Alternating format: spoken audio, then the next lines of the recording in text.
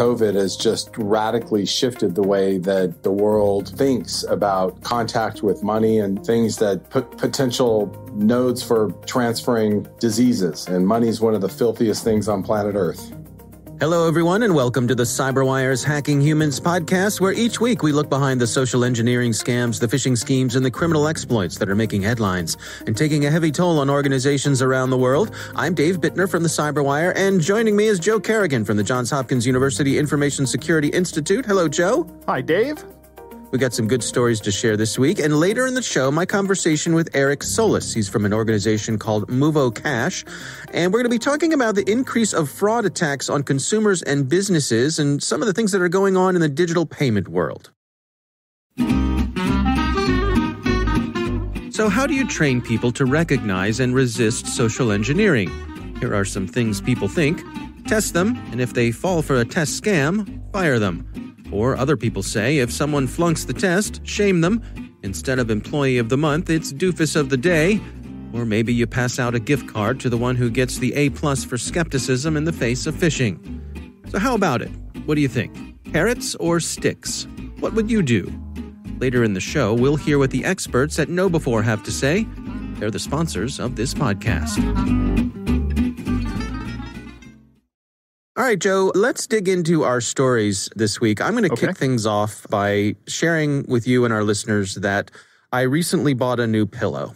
A new pillow? I bought a new pillow. What kind of pillow is it? Well, it's a memory foam pillow. Okay. Let me just say that I had an old pillow, of course, as we all do. And you know, I think it's a good idea to replace your pillow every now and then because pillows get old and, you know, dirty gross. And all that kind of stuff. Yeah. I mean, it's a natural. You drool on them all night to, long, and they're yes, I do, certainly. Yes, absolutely. More and more, it seems, as I age. Got to keep flipping it over to, you know, not have my face to get to the cool side, to get to the dry side. Exactly. So, and I was also, I will admit, not to get too political, but I was slightly motivated by the fact that my old pillow came from a company who I no longer wish to support.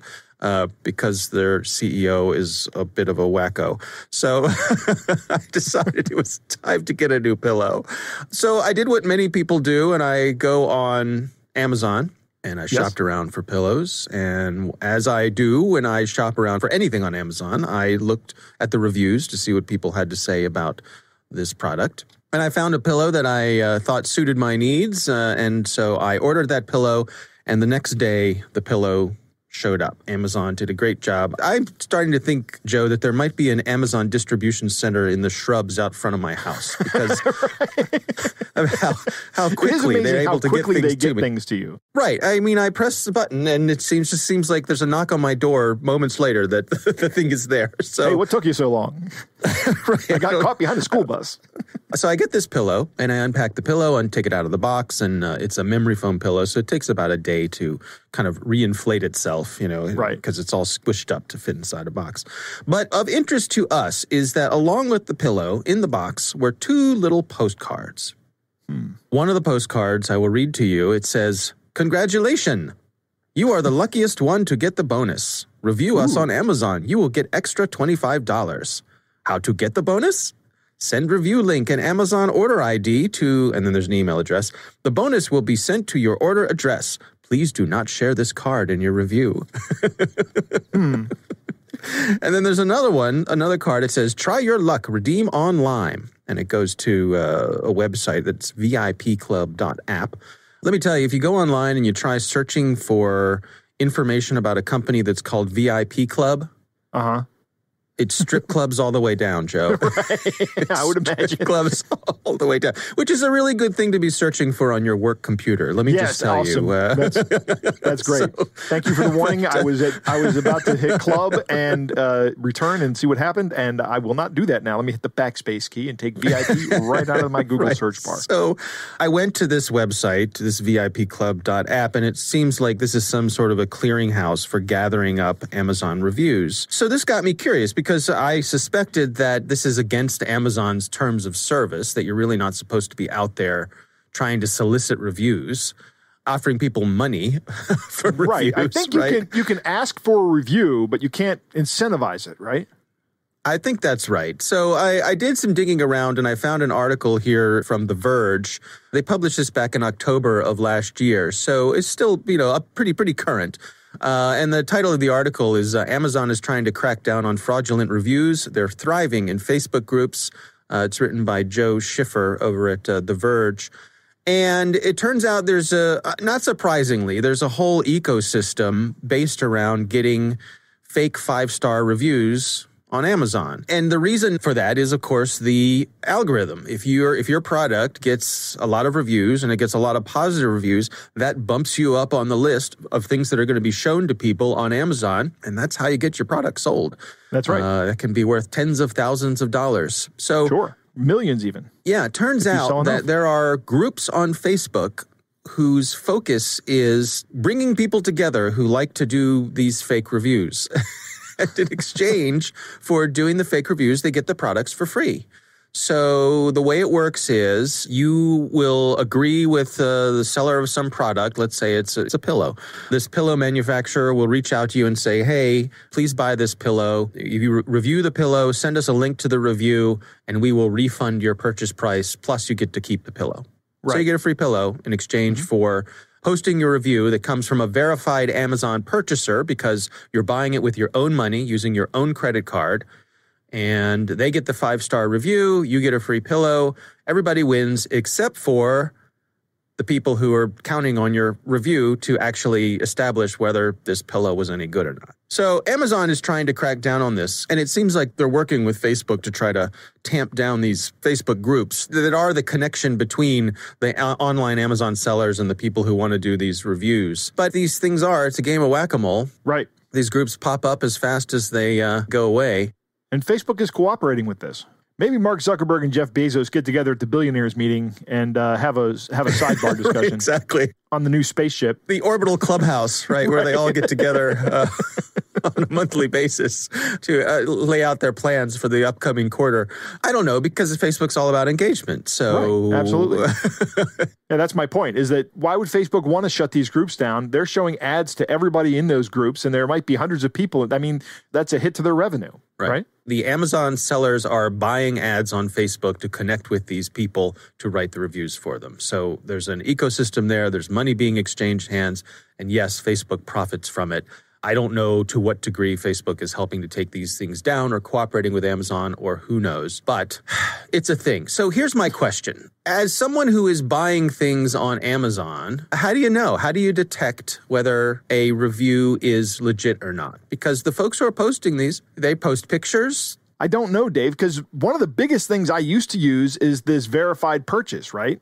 And that's a flag that Amazon sets. When you buy something and you review it, you get the verified purchase stamp on your review. Mm-hmm. They're just getting a refund from the seller, probably outside of the channel, right? They might get some kind of gift card sent to them, although Amazon can probably check that, right? I don't know how they do the payment to the original purchaser, but these people are getting around that. People are creative, and they're going to find a way around your system.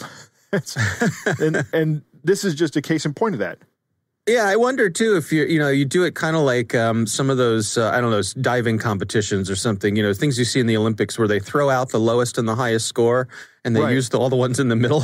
Right. So maybe the way to go is to automatically just ignore all the 5-star reviews. Start at the 4-star reviews, because those are people who are largely pleased with the product.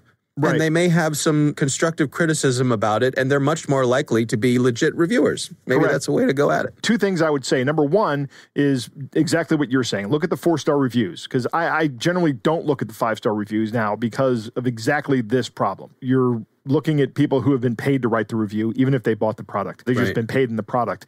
The 4-star review is exactly as you said, someone who liked it and had some legitimate criticism, and you look at the 4-star reviews and make a determination based on it. The other thing I say is look at the 1-star reviews and see how many of them there are. And then also, one of the things that Amazon does is they have a little distribution graph for the reviews.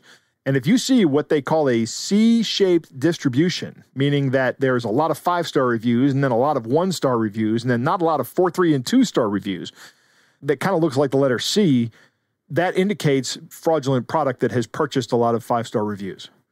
So that is my story this week. We'll have a link to that story from The Verge, all about how these things work and how they're using the Facebook groups. By the way, the pillow is quite comfy. It's a nice pillow. So far, so good. Pillows are, I'm kind of like the princess and the pea with pillows. It's hard, when I find a good pillow, boy, I love it, but kind of particular about my pillows, Joe. That's my story this week. What do you have for us, Joe? CyberArk, Dave, has some commentary on a new report that Verizon issued last year, and we'll put a link to this in the show notes. I want to talk about this report. Verizon has been publishing for 13 years a report they call the DBIR. This is the Data Breach Investigation Report, and it comes out in, I think, May.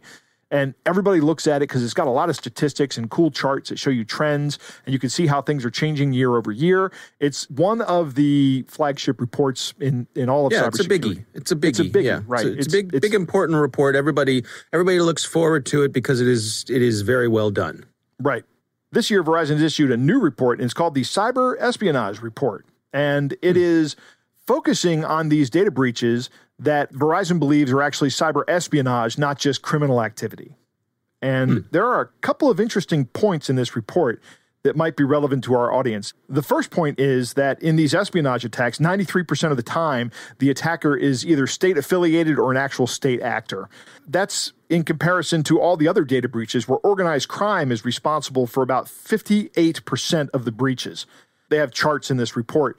Organized crime is really looking into making money off these breaches, but the state actors are the ones conducting the espionage report, or the espionage attacks in this report. Espionage is defined as? They are either stealing intellectual property or they're stealing intelligence from government organizations. Right. And so they're after information data rather than cash. Right, exactly. They're going for, it can be corporate espionage or it can be governmental espionage. The typical thing you think of when you think of espionage. One of the interesting things is that social engineering is very heavily relied upon in these espionage attacks. These attackers directly communicate with their targets in these social engineering attacks, much more so than the criminal enterprises do, because they have this kind of tradecraft. They also spent some time talking about something called a GIF attack. They made mention about the fact that everybody is working remotely right now. This GIF attack is an attack that occurred on Microsoft Teams. And don't send your letters telling me how to pronounce GIF. I'm going to pronounce it GIF with a hard G until the day I die. Because you're not a monster. Because I'm not a monster. Right, exactly. Right. It's not really a social engineering attack. It's actually a vulnerability in software that in Microsoft Teams, if you send somebody an animated GIF, then you can actually collect their authentication token through a very complex vulnerability that somebody found in this Teams system. But once you collect that, you can start collecting more of them from everybody's contacts. But the interesting thing was this was really only made possible by the fact that we're all working remotely now, right? So it's interesting that there's this social aspect to this attack that isn't really a social engineering attack, but is made possible by our behavior. Why is it only enabled by remote work? Is it just being outside of the protection of a corporate environment? Because we're all working remotely, we're all using remote communication tools more. So that increases the prevalence of these tools, which makes the attack surface a lot broader. I see. So now when somebody wants to go and start attacking Microsoft Teams users, it's easier to find the targets. And once you can find one target, you can spread throughout that organization very quickly. The Cyber-Espionage report is available online. It's a good report. Take a look at it. And also, you can take a look at this article from CyberArk. It's an interesting article with a good amount of commentary in it. I liked it. It's interesting to me because I think a lot of folks, when they hear the word espionage, they think, well, I'm not a spy. Why would they be interested in me? Oh, right. No. There's something to that. You work for a company that has trade secrets or, there's all kinds of information probably in your workplace that somebody is interested in, could be a competitor, could be a nation state. And even if you're not directly involved with that information, you could be the way they get into the company to get to that information. That is absolutely correct. This is one of my biggest talking points when I'm delivering talks is that, yes, you are a target and you do have something of value. Don't think that you're not of value or that you're insignificant. You are not. You are a meaningful way to access data, if nothing else. Which I don't mean you're good enough, you're smart enough, and gosh darn it, people want to hack you. Right. Thank you, Stuart. All right. It's a good story. As always, we'll have links to it in the show notes there. Joe, it is time to move on to our catch of the day. Dave, our catch of the day comes in the form of a letter from a listener named Jim, and he had a recent eBay transaction that didn't go well for him. So he wrote this letter. You want to read it? Sure. It says, long-time listener here, but I haven't heard you guys discuss this particular scam I was a victim to recently. I ordered a portable SSD from eBay a couple of weeks back and received a tracking number from the seller via eBay. The tracking number appears legit in the UPS tracking system, albeit way too heavy at 8.3 pounds. That's a heck of an SSD. Right. But the delivery day, nothing shows up. I receive many packages on a weekly basis, so it would register on my surveillance camera. Of course, UPS only lets the sender file an issue, not me, and the eBay seller does not return emails. So I requested a refund through eBay, and they are indicating the package was delivered. I have appealed this case, but they're saying it's closed. I believe it to be a seller scam because the seller doesn't respond to any email. Initially, the seller had good feedback, then suddenly the frauds came in. The seller feedback indicates this has happened to at least 10 others. See the attached snippets for some of the feedback, and Jim was courteous enough to send us a screen capture of that. And He says, please let others know, as eBay has been no help in this matter. Thanks for all your service to the internet community. Yeah, it's a tough one. Yeah, it is. What do you think about this, Joe? Like you said, Jim sent along some screenshots, and he's got these other complaints in there. So there's a bunch of people out there that have fallen victim to this, at least more than 10, he says.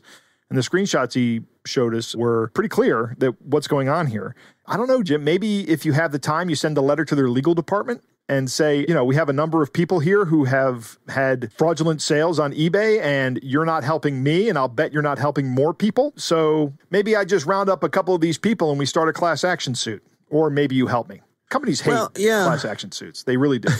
The thing that puzzles me is the UPS aspect of this. I mean, we've had stories here before where the scammers have sent out something other than what you were buying. So you would, you'd buy an SSD like Jim here did, and a package would show up, and inside would be a candy bar or something of no value. But what it does is it allows that sender to say, no, I sent it. Look, here's the receipt. The person signed for it. It was delivered. I don't know what they're talking about. And there's a component of that here. But what I'm wondering is, in the UPS tracking information, does it say that it was delivered to his house or to his address? That part puzzles me, that there was no package. The UPS tracking information does have the delivery address on it, so I would imagine it would be there. But you're right. This is puzzling. There is no package. And he has a camera on it, so it's not like the package was delivered and then picked up by some porch pirate. It's a mystery, Dave. Yeah, it is. Maybe that's a way to go at it, is say, hey, UPS, I need proof that this was delivered. Because a lot of times UPS will take a picture when they deliver something and they'll send it to you, or they're documenting stuff like that too. I'm thinking of the other way, maybe to help prevent something like this is, as Jim says, the seller had good feedback initially, but then seemed to have, fraud after that. And I could see someone who was looking to do these sorts of frauds would figure out a way to get a bunch of good feedback to put people at ease. Maybe when you look for the feedback, make sure that the feedback is for the thing that you're buying from them, or a similar thing to what you're buying for them. In other words, if you're buying something of high value, don't look for the feedback of something of low value. Right. They sent out they sent me a stuffed animal, and it was great, and I loved it. A $5 thing is different from a $500 thing. But even then, I mean, as we've said, people have figured out how to game these systems. So that's a tough one. I wish we had better answers for it, but at least we can help spread the word about it. Jim is probably not out a lot of money. An external SSD is not, maybe $100. So maybe it's not worth your time to write the letter, and maybe you let it go, and maybe that's what the scammers are counting on, right? That as Americans with a relatively high per capita disposable income, that we won't chase these things down. Right, $100 at a time adds up. Yeah, right, but it might not be worth Jim's time to chase it down. Just write it off and go somewhere else. Yep. Joe, will you send me $100? I mean, it's not that much. It's in the mail. Okay, great. Thanks. I'll look forward to that. All right. Well, that is our catch of the day. Thanks to our listener, Jim, for sending that in. We would love to hear from you. If you have a catch of the day, you can send it to us to hackinghumans@thecyberwire.com.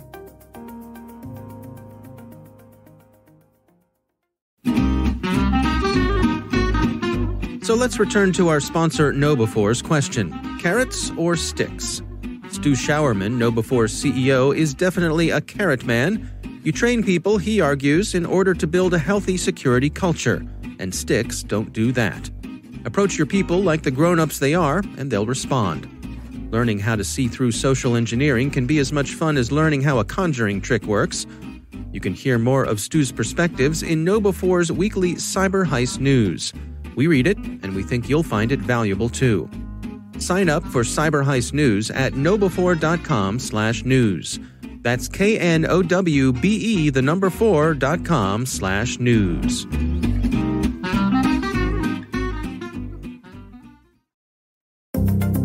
Joe, I recently had the pleasure of speaking with Eric Solis. He's from a company called MOVO Cash. They are one of many online cash payment systems that are online that are taking advantage of some of the technologies that are available to securely transfer funds from person to person. And so we had an interesting conversation about the types of fraud that are going on in this ecosystem and how people like him and his company and others are trying to help protect people. Here's my conversation with Eric Solis. There's been a seismic shift in the way that people behave with regard to banking. And so where before digital banking was sort of like an interesting evolution of banking, now it's sort of like, you hear about the Kraken, right? The sort of like the Kraken for banking has been unleashed. In part because COVID has just radically shifted the way that the world thinks about contact with money and things that put potential nodes for transferring diseases. And money is one of the filthiest things on planet Earth. Well, let's explore this notion of people's relationships with their banks. I mean, I'm imagining if I'm someone, a teenager coming up and I'm just starting my relationship with the banking system, it's probably going to be different than, someone older like me who grew up, going to my local neighborhood branch and keeping track of how much I had in my savings account. You'd think that would be true, but the statistics don't necessarily support that. I mean, yes, there's digitally minded people that are, the millennials and the younger generation, but the fastest, probably on a percentage basis of adoption of digital financial services, let's call it digital banking, is Gen Xers and baby boomers, because they've been slow to adapt. And so consequently, they're playing a little bit of catch up. But the interesting thing about that demographic is that, it's harder and harder for them to get out of the house. So once they get dialed in to digital means, they consume it, and they consume it in large quantities.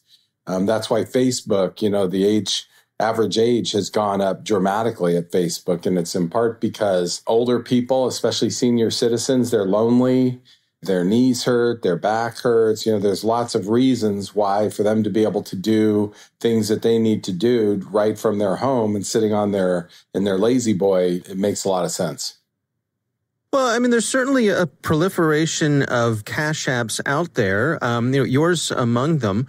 How do you go about establishing trust with folks that when they're using a service like yours or any of the other ones out there, that it's something that's going to be reliable that they can count on?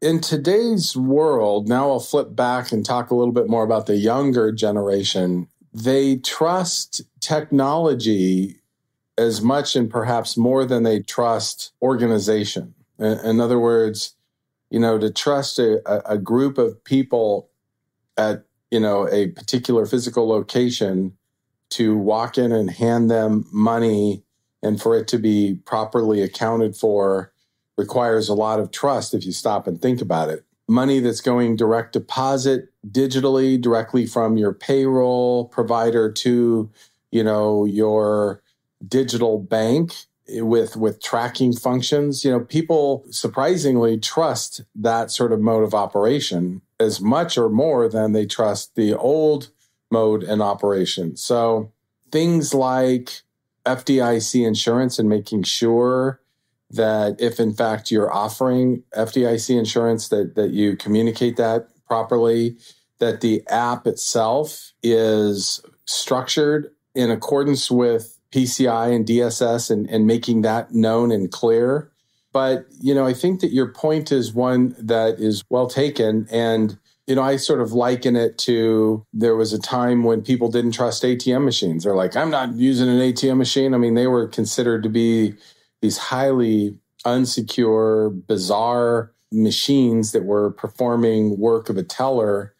But now people think of an ATM as just a normal part of their everyday banking life. And I think we're seeing that same sort of adaption and adoption of digital banking. What about protecting people from online fraud? The ability, if someone falls victim to something, and the ability to kind of, claw back a payment, if you will. We've heard on this show, we've talked about certainly many people who find themselves just out of luck when something like that happens, that many of these services, when you're transferring money, when it's gone, it's gone. I think that that's a really great point, that there's a difference between a ledger transaction and a bank transaction.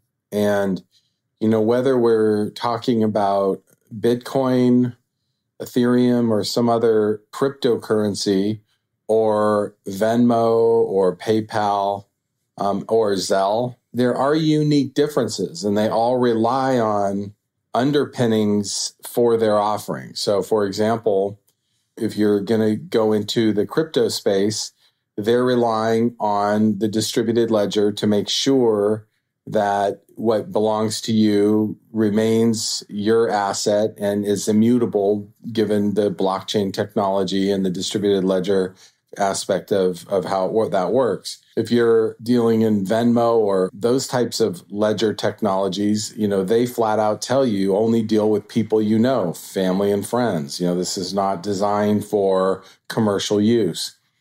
And then there are ledgers that are actually inside of a bank and operating like a bank product. That's what MOVO does. MOVO has instantaneous settlement in a bank environment, much more like a Zelle transaction. And in that case, then you, again, are relying upon that bank and that Federal Deposit Insurance Corporation to protect the soundness of your money. And if it goes missing, you have recourse back with your bank. And if it's covered under a Visa guarantee or something of that nature. So it's important to understand what, guarantee are you relying on? And some people trust cryptographic money more than they trust fiat currency.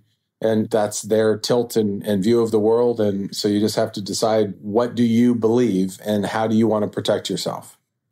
I suppose, too, it's probably a red flag if someone that you're dealing with is really trying to push you toward one payment mode or another. If I'm comfortable using a service like yours or one of the others, and someone is insisting, no, we must use this one, maybe that's a reason to put the brakes on a little bit.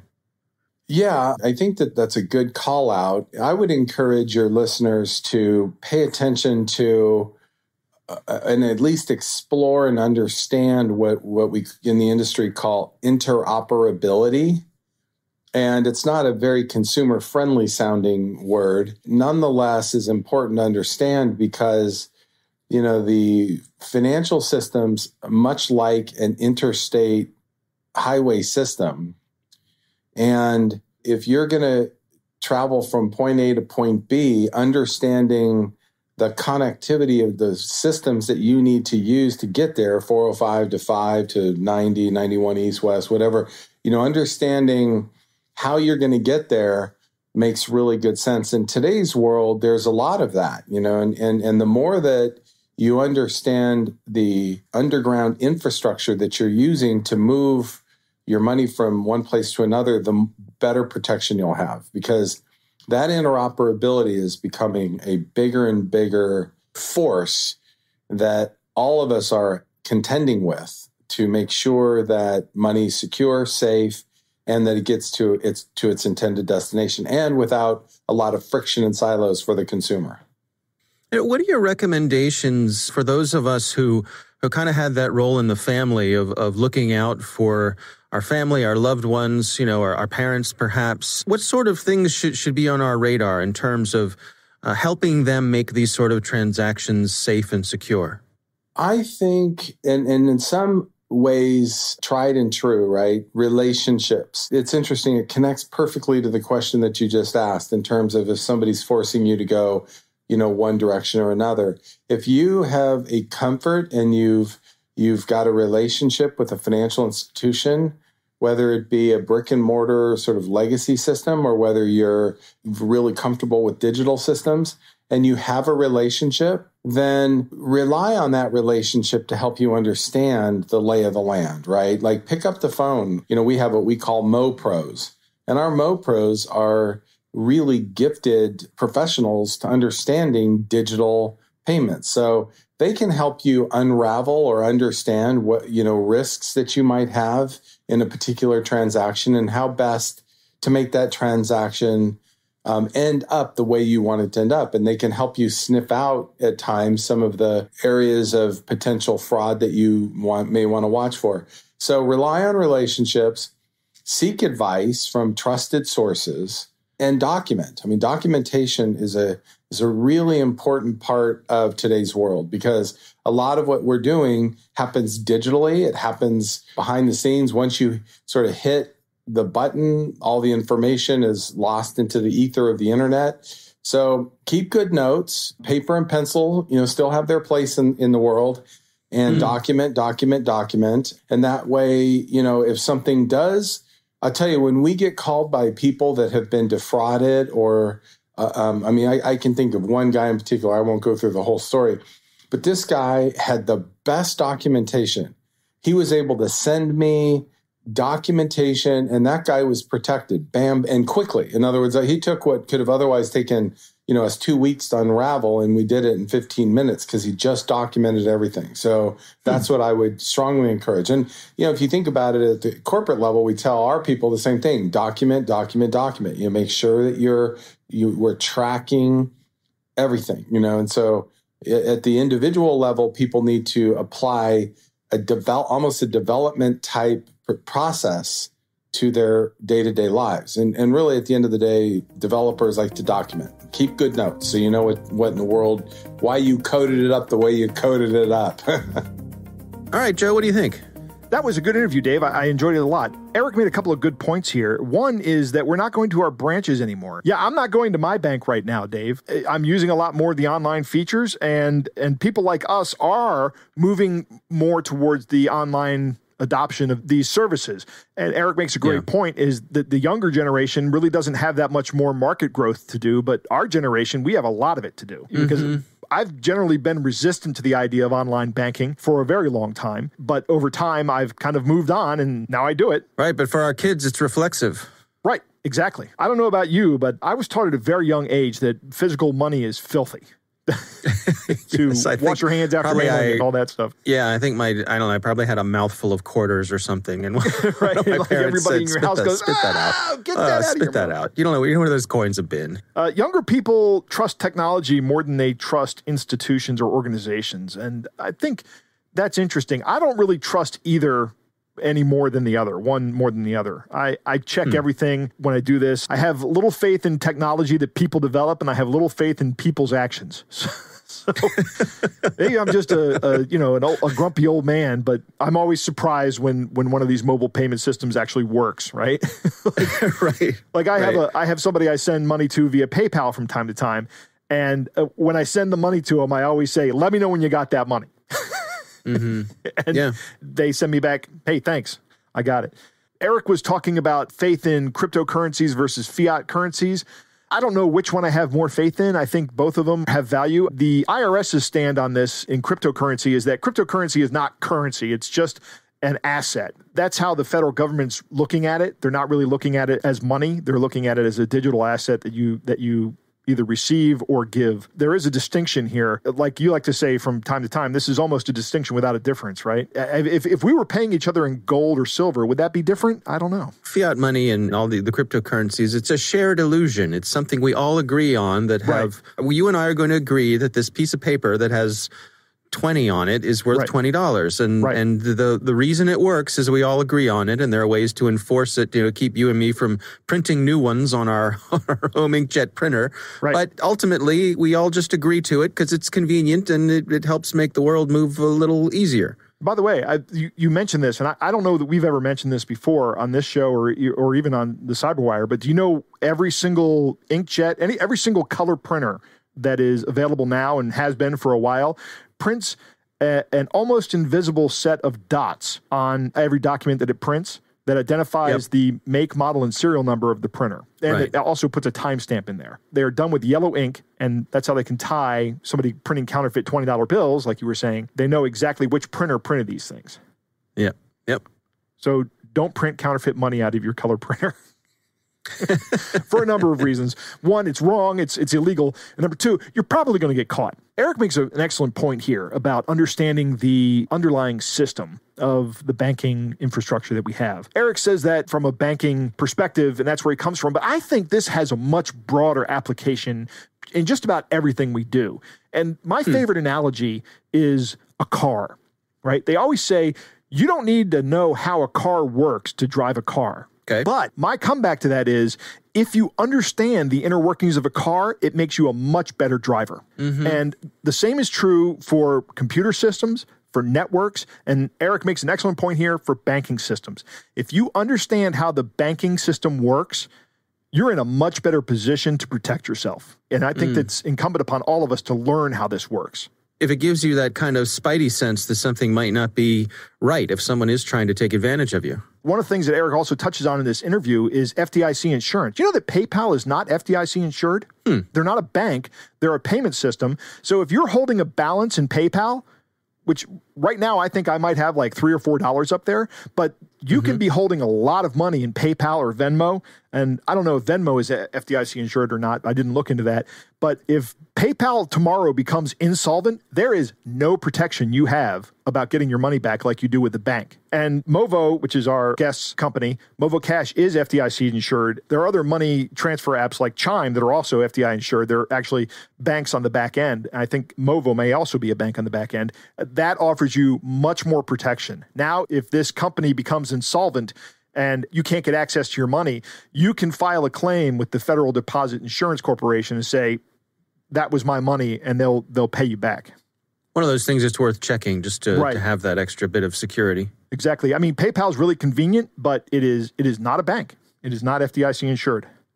Right. Interesting.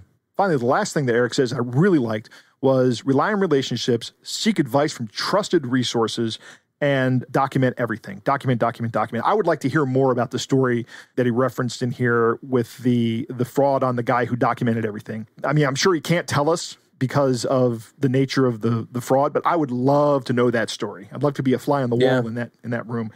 Document everything is a great suggestion. If I ever go back into development, I want to work with the developers that Eric worked with who like documenting their code. Sometimes you just look at code and you're like, what does this do? And then there's absolutely no comments in the code. Just like, I just want to find who wrote this and strangle them. Right. Well, our thanks to Eric Solis from MOVO Cash for joining us. We appreciate him taking the time. And of course, we want to thank our sponsors, KnowBe4. They are the social engineering experts and the pioneers of new school security awareness training. Be sure to take advantage of their free phishing test, which you can find at knowbe4.com/phishtest. Think of KnowBe4 for your security training. That is our show. We want to thank all of you for listening. And of course, we want to thank the Johns Hopkins University Information Security Institute for their participation. You can learn more at isi.jhu.edu. The Hacking Humans podcast is proudly produced in Maryland at the startup studios of Data Tribe, where they're co-building the next generation of cybersecurity teams and technologies. Our coordinating producer is Jennifer Iben. Our executive editor is Peter Kilpie. I'm Dave Bittner. And I'm Joe Kerrigan. Thanks for listening.